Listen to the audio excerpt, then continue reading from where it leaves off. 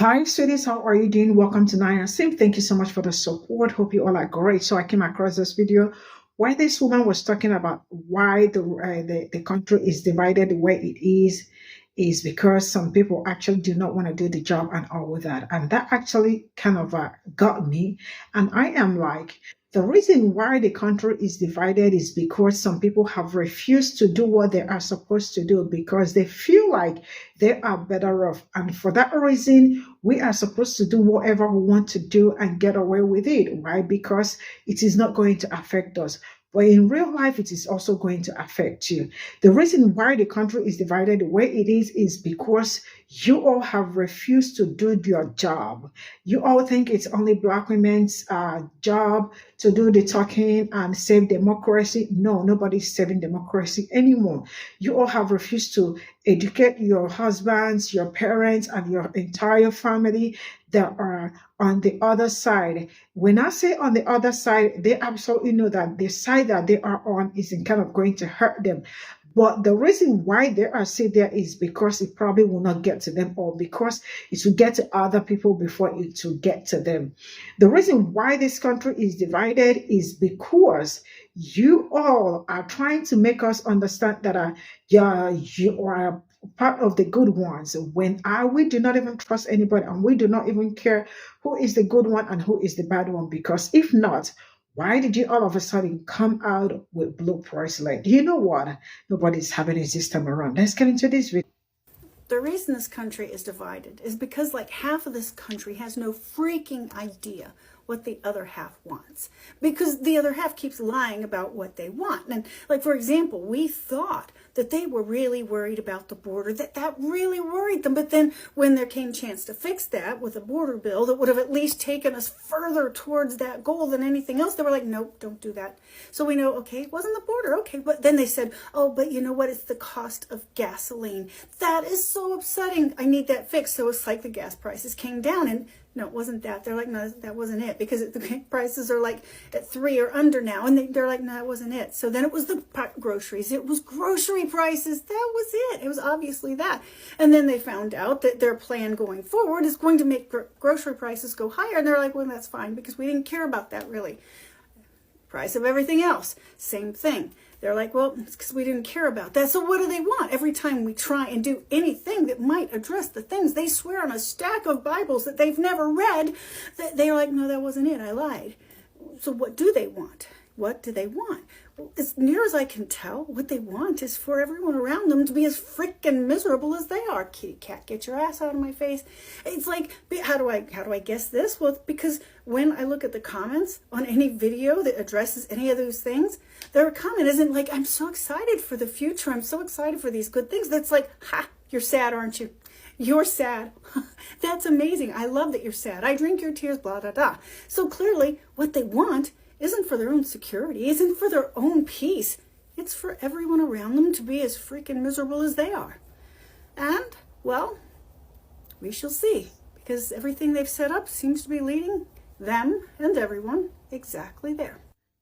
The reason this country is divided is because far too many white women are on social media platforms trying to convince us and themselves that they are indeed one of the good ones, instead of actually getting out there and putting the work in to dismantle the system that their ancestors and they continue to benefit from.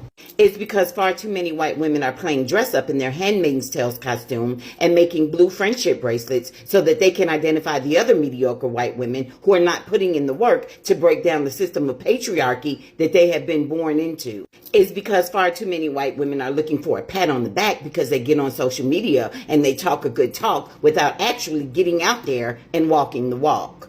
It's because far too many white women have become complacent in their mediocrity while the rest of us get out there and do what needs to be done. It's because far too many white women are on social media platforms seeking validation as opposed to going home and speaking to their husbands, their fathers, their grandfathers, their uncles, their sons, and breaking down the system of patriarchy that destroys us all. If I missed anything, drop it in the comments. If I could influence you in one way this December, it would be to stop the Black excellence thing for like 2 days out of the week. I get that Black excellence is a celebration in the face of a white supremacist idea that Black people are lazy and slovenly. But for some of you firstborn daughter types and people who are achievers and who have something to prove, you get into that trap of something to prove. Toni Morrison talks about how racism is in some ways a waste of time because we're having to prove things that we already knew to be true. Chances are, if you follow me, you are already in so many ways hitting it out of the park on a day-to-day basis. So 2 days a week, you can fit in some time to be a normal human being. And something I alluded to earlier in one of my posts is that in order for you to overcome your cynicism, because you care so much and you do so much, you have to relax and love something and love people and enjoy something to get that softness back into your life so that you have the energy to even fight for that in the first place. And so that you remember that there are good, soft, lovely things in your life. Sometimes we think that being excellent and extraordinary is what we owe the world because we're daring to take up space even as Black people. And no, I want to see some mediocre Black people just living their life sometimes. I just want to see them doing their thing. That's it. I don't have to be good at every board game. I don't have to be pushing every ball forward all the time. I am not a slave. People fought for me to have a life free of oppression, and in some ways, I'm already experiencing that, and I am enjoying the fruits of their labor. In other ways, they couldn't finish the work, and that's where I come in, and I try to finish the work so I can pass off to my kids their time to do the work. Another reason I think this is important is that there are so many people in this democracy, certain people, I'm not going to call them out, who look to Black people to solve everything and who think those are the pack mules that are going to bring us home. And I think sometimes we need to take a step back and teach people that they are capable of doing that too. Granted, you know me, I take a step back so I could take 59 the next day on a Monday. I did that this weekend, and guess what? It felt really good to know all weekend I was relaxing, enjoying the fruits of my labor, enjoying the fruits of other people's labor, and I knew I'm going to be rested and recharged, and I was going to go hard on Monday. Most of you will hear this message and think it applies to someone else. It does not. It applies to you. When I say rest, I don't mean book a trip to Amalfi. I don't mean Amalfi. I don't mean get a $700 facial or wait until that day you can afford that to take that rest. I'm saying live your ordinary, lovely, beautiful life and treasure it. Ordinary is something a lot of Black people fought for, and it's precious. Wendell Berry says to be a creature among other creatures is a blessed thing. I agree. I have black hair texture, and I'm going to be taking out my black hairstyle. After I take out my black hairstyle, I'm going to have a textured afro. Oh, wait. Isn't afro a root word for African? And African equals black, right? See what I did there? The same type of person that would get mad at me for making this statement would be the same person to get mad at a white person for having cornrows, braids, or another culturally appropriated black hairstyle. Well, shit, isn't that just exhausting? Since most of you want to use having a white mom as a derogatory remark, I guess having a white mom taught me Latin root words and standard English. I mean, it's not my preferred form of speaking, but if you really want me to, I can code switch over to Ebonics. It just don't make no types of sense with all this racial and colorism stuff that be going on here. Shit, man, you be thinking this is the 60s or some shit the way these people be acting. All this just be on some silly stuff that ain't worth even worrying about. Well, hello there. Blue eyes, white skin, unbelievably pink lips. You look like the trans flag. Number one, his name is Ashton. Your mom stepped out the gate being racist. Her nickname for you was probably Ashy. All that work she put in to find a Black man who would be willing to impregnate her. And to her, she got the worst combination of a mixed child there is. Stark white skin, pointy nose, blue eyes. How is everyone gonna know her child is mixed if you look like that? This isn't what her friends' mixed kids look like. How is this gonna make her father angry? Then as you grew older, there was hope. Little soft curls forming in your head. The hair's blonde, it's okay, but it has a little thickness to it. Then one day, while you were sleeping, she goes into your room and there it is. One strand of tightly coiled 4C hair. She probably backed up into the wall in horror and slid down saying, "No, he's got Negro hair. Why, white Jesus? Why?" Now she has to pretend to love you. But like you said, at least she taught you the proper Latin root words. I mean, what else would she teach you? You know that African Americans speak English too, right?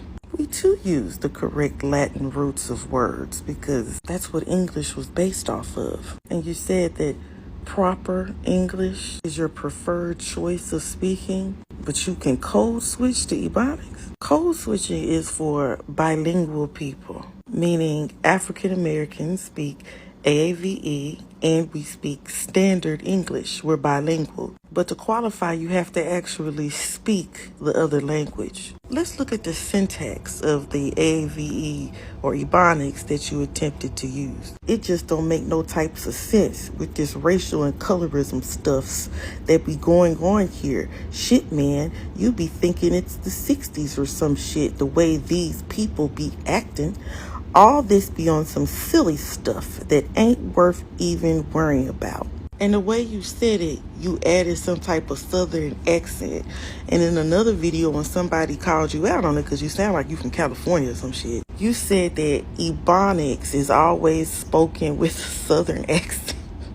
I'm from the South, okay?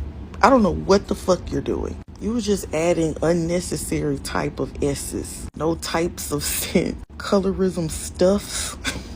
You said, shit, man. You be thinking it's the 60s or some shit, the way these people be acting. You sound like white racist people when they try to make fun of us. We was kings. He ain't do nothing. Shit, man.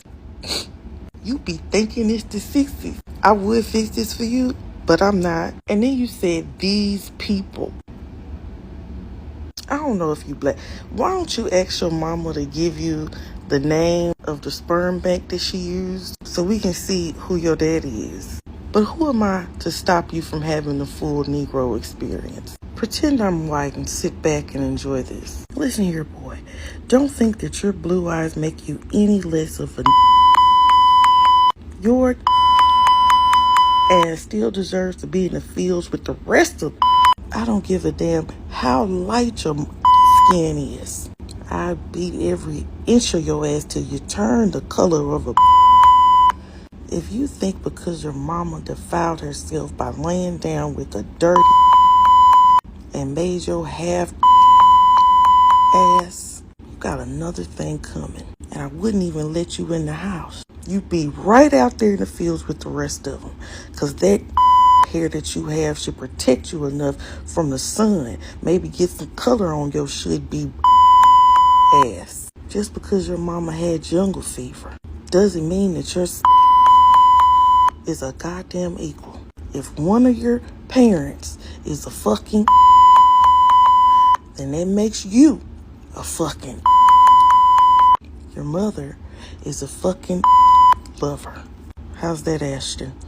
Feeling good? You feel that blackness creeping up in you? You're the type of mixed, light-skinned person that black people be talking about. It's not all light-skinned people. It's the ones like you.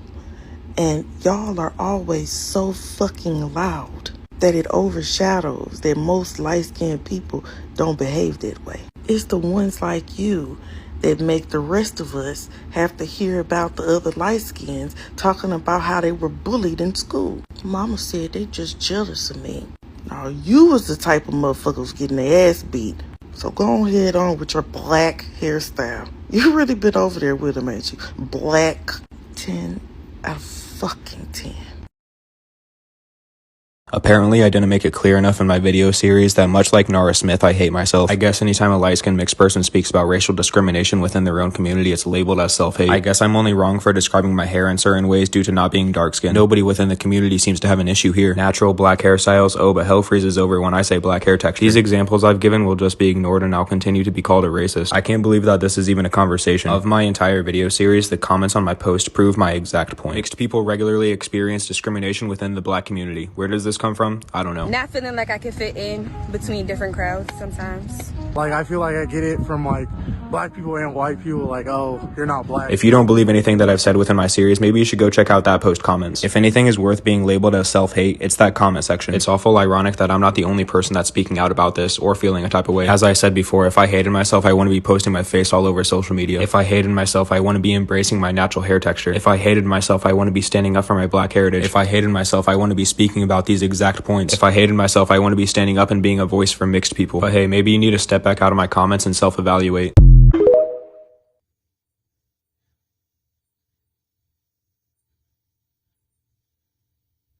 So this is all I got from this video. And first of all, I'm going to ask, okay, let me start with this young dude, right?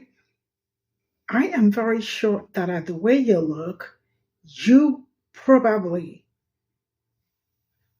will only use black card when it's going to be valuable. But I feel like he is going to be claiming his so much.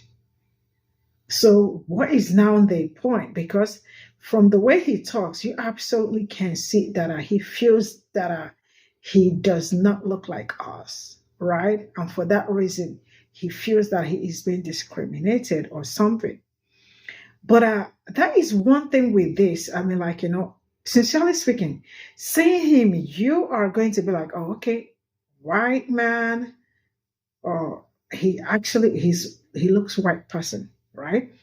Just that he's not keeping beard, because I'm sure his beard will also turn brown. He is very much white person, right? And then he is biracial though, but yeah, it's I don't know, but I am not going to say that he looks like me, but then you can see that there are features. But from the way he's talking, you absolutely will know that he is not even claiming to be like someone like me, but he will claim his other side if it is beneficial. If not, he is not going to claim that. And let's get back to the other white woman who was talking what she was talking. Now, let me tell us something. The truth is that no matter how hard we fight, or Black people fight for equality, for like things to be better, systemic racism to end and all, there will be people that will know that this is not good, and they will still continue to fight to look for a way to bring back some certain things. That is also one of the reasons why I talked about how majority of these women are not even planning for a day or a minute to help or assist to fight some certain things. Why? Because they feel like they will be losing out if they eventually help people that look like me to fight oppression. Like, who will there be? I don't know if that makes sense. So they are also trying as much as they can to stand on their own business, right? Because they feel like their business is also important. Like, how am I supposed to not be on business? So the way Black people are also fighting so hard to make sure that, that that the system is dismantled is also the way they are working very hard on the ground for the system not to be dismantled. That is one of the reasons why before the election, I said that we are absolutely going to be disappointed after the election. Why? Because we are going to find out that some of the allies that have been telling us that I am for this person or I am for the other person is not for the person that they've been lying to you. And you will end up seeing their true color, which is absolutely happening right now. So this is it. Now, there is a video that I did where a woman was talking about how she wants to reach out to her fellow white women about what is going on and their, rate the season, towards people that look like me and how they've been acting, and all that. But she said that her parents or her family are conservatives, right? But she does not want to start with it. That she doesn't want to talk to them about that. But she just want to talk to other people. And I am like, from the look of things, you do not look like somebody that is not a conservative, because if you are definitely going to start sweeping from home before you get outside. That's one of the, if I tell you that some people will come out here on social media to tell you that I am trying so hard to do the work, to do the job, they are only probably doing it for social media, and they are not even doing the work in their inner caucus, because the people that are in their inner caucus are the people that are answer people that look like me, but they will not speak to them. This is just how it is. See you all in my next video. Bye for now.